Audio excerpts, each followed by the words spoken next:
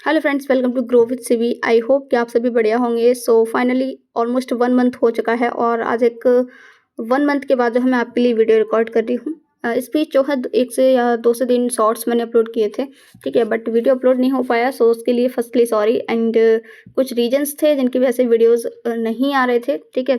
और आगे भी मैं नहीं बोल सकती कि रेगुलर रहेंगे कि नहीं रहेंगे, बट कोशिश करूँगी कि मैं आपके लिए सीटेट से रिलेटेड एक अच्छा गाइडेंस या कंटेंट जो भी है, ठीक है, वो सब मैं आपको प्रोवाइड कर पाऊँ, ठीक है।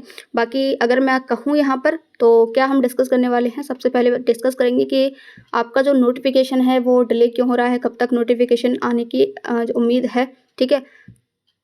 उसके बाद यहाँ पर कुछ लोग ऐसे होंगे जो फर्स्ट टाइम सीटेट के एग्ज़ाम को फॉर्म को जो है फिल करेंगे, ठीक है, तो उनके लिए थोड़ा सा डिस्कस करेंगे कि क्या यहाँ पर एलिजिबिलिटी रहने वाली है, ठीक है, यानी कौन कौन इस एग्ज़ाम के फॉर्म को फिल कर सकता है, इसकी वैलिडिटी क्या रहती है, यानी कि अगर हम इस एग्ज़ाम को पास करते हैं तो कब तक ये एग्ज़ाम वैलिड रहता है, ठीक है, इसका जो सर्टिफिकेट है वो।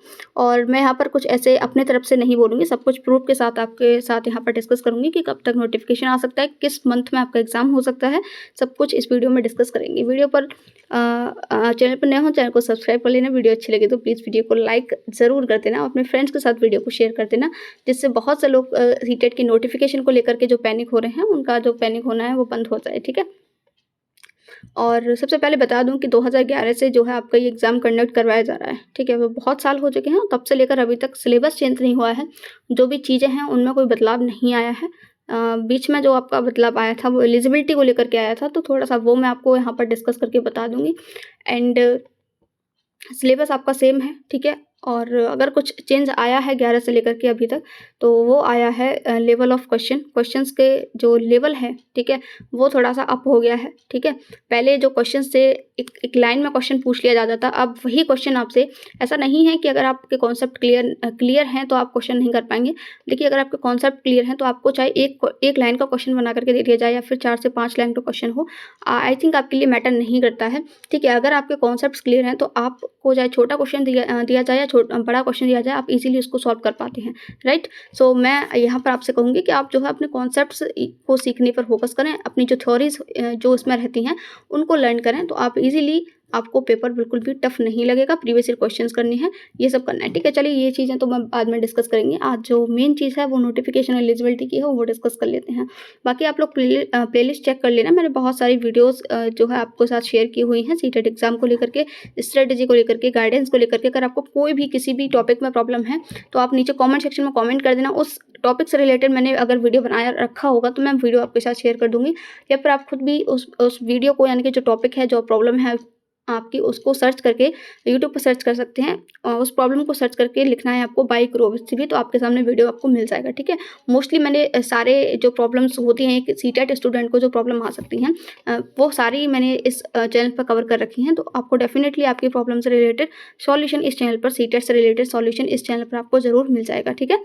बाकी बहुत सारे सब्जेक्ट्स की क्लासेस में मैंने आपको यहाँ प्रोवाइड कर रखी है। सीटेट मैथ्स पेपर 2 की कंप्लीट प्लेलिस्ट आपको मिल जाएगी। उस प्लेलिस्ट को करने के बाद आपको कुछ भी एक्स्ट्रा करने की ज़रूरत नहीं पड़ेगी। सो फाइनली बात कर लेते हैं नोटिफिकेशन के बारे में।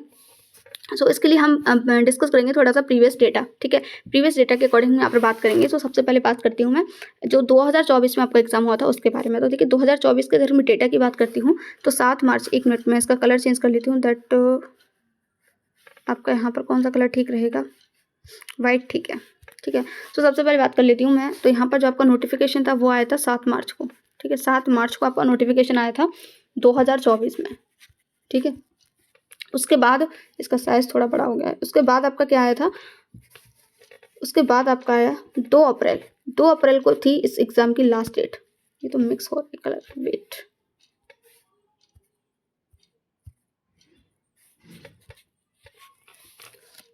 अगेन देखिए, अब ठीक है। 7 मार्च को आपका आया नोटिफिकेशन, 2 अप्रैल थी इस एग्ज़ाम के फॉर्म को फिल करने की लास्ट डेट, एंड जो आपका एग्ज़ाम की डेट थी वो थी आपकी 7 जुलाई, ठीक है। तो यहाँ पर जो 2024 में नोटिफिकेशन आया उसकी डेट्स कुछ इस तरीके से थी। 7 मार्च को आपका 2024 को सीटेट का नोटिफिकेशन आया था। लगभग 1 महीना आपको फॉर्म फिल करने के लिए मिला था, यानी कि 2 अप्रैल 2024 को आपके फॉर्म की लास्ट डेट थी। उसके बाद लगभग अप्रैल, मई, जून और जुलाई, ठीक है, आप मान सकते हो 3 महीने के बाद आपका एग्ज़ाम हुआ, ठीक है। तो इस तरीके से इनकी प्रोसेस चली थी। ठीक है।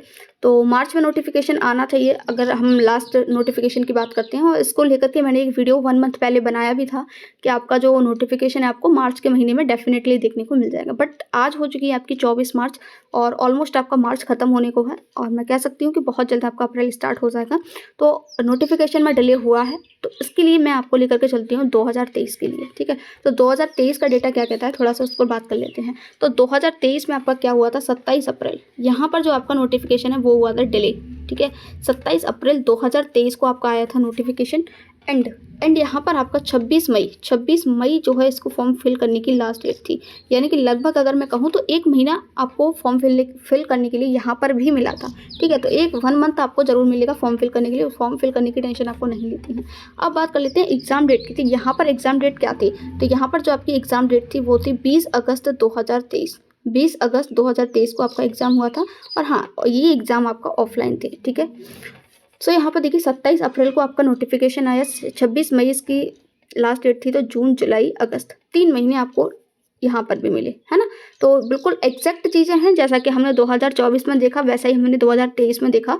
तो यहाँ पर जो मुझे पॉसिबिलिटी लग रही है वो आपका जो एग्ज़ाम है वो अगस्त में जाने की लग रही है, कि आपका जो एग्ज़ाम है या तो देखिए जुलाई के लास्ट वीक में होगा, या तो आपका एग्ज़ाम सीटेट का जुलाई के लास्ट वीक में रहेगा, नहीं तो फिर आपका एग्ज़ाम अगस्त में जाएगा 100%। ये आपकी पॉसिबिलिटी है, क्योंकि जैसा आपका अगर मैं लास्ट की बात करूँ, अगर लास्ट ईयर जो आपका नोटिफिकेशन आया था उसके अकॉर्डिंग आपका नोटिफिकेशन मार्च में आ जाना चाहिए, लेकिन मार्च में नोटिफिकेशन नहीं आया है, तो डेफिनेटली आपका नोटिफिकेशन अप्रैल में आपको देखने को मिलेगा। और अगर अप्रैल में आपको नोटिफिकेशन देखने को मिलेगा तो आपकी एग्जाम डेट भी डिले होगी, और आपका फॉर्म फिल करने के लिए 1 महीना दिया जाएगा, उसके बाद आपकी एग्जाम डेट भी डिले होनी है, ठीक है। तो आई होप कि ये चीज़ आपके माइंड में क्लियर होगी कि आपका जो एग्ज़ाम है वो आपका जुलाई के लास्ट वीक में या फिर आपका डेफिनेटली आपको अगस्त के महीने में देखने को मिल जाएगा। स्टिल अगर आपका कोई डाउट है तो नीचे कमेंट सेक्शन में कमेंट कर देना, I will try to reply you, ठीक है। आपकी कोई क्वेरी होगी तो मैं उसको सॉल्व करने की ट्राई जरूर करूँगी, ठीक है। वीडियो अच्छी लगी तो वीडियो को लाइक ज़रूर कर देना। इतनी ही इन्फॉर्मेशन थी। और एलिजिबिलिटी और वैलिडिटी की अगर मैं बात करती हूँ तो एक बार अगर आप इसका फॉर्म फिल करते हैं और इस एग्ज़ाम को क्वालिफाई कर लेते हैं तो आपकी जो वैलिडिटी है वो लाइफ टाइम रहती है। इट मीन्स आपको सिर्फ इस एग्ज़ाम को एक बार क्वालिफाई करना है, फिर आपकी लाइफ में कभी भी आपको टीचिंग से रिलेटेड वैकेंसी अगर देखने को मिलती है तो आप डेफिनेटली उसके लिए एलिजिबल होंगे, आप उसको ईजिली उस फॉर्म को फिल कर पाएंगे, ठीक है। ये वैलिडिटी का हुआ। उसके बाद बात कर लेते हैं यहाँ पर सीटेट एलिजिबिलिटी की। तो अगर देखिए आपने किसी भी टीचिंग कोर्स हो आपका, चाहे वो डिप्लोमा हो चाहे वो आपकी डिग्री हो, यानी कि डिग्री से मीन्स है आपका बीएड हो या बीटीसी हो या डीएलएड हो, कुछ भी हो, अगर आपने उसमें सिर्फ एडमिशन भी ले लिया है तो भी आप इस एग्जाम के फॉर्म को फिल कर सकते हैं, इसको दे सकते हैं, और अगर आप क्वालिफाई करते हैं तो आपका वो वैलिड माना जाएगा। तो आई होप कि ये आपका यहाँ पर क्लियर हो गया होगा। पहले देखिए इसको लेकर के बहुत सारे डाउट रहते थे एलिजिबिलिटी को लेकर के। कोई कहता था कि हम फर्स्ट ईयर में हैं, क्या हम इस एग्जाम को दे सकते हैं, हमने सेकेंड ईयर के एग्जाम दिए हैं, क्या हम इस एग्जाम को दे सकते हैं, मैंने अभी एडमिशन लिया है, क्या मैं इस एग्जाम को दे सकती हूँ, ठीक है। तो यहाँ पर इन्होंने अब बिल्कुल क्लियर कर दिया है, आपने एडमिशन भी ले लिया है तो भी आप इस एग्जाम को दे सकते हैं। उसके बाद आप बीएड फर्स्ट ईयर में हैं तो भी दे सकते हैं, बीटीसी के सेकंड सेमेस्टर में तो दे सकते हैं, फर्स्ट सेमेस्टर में तो दे सकते हैं।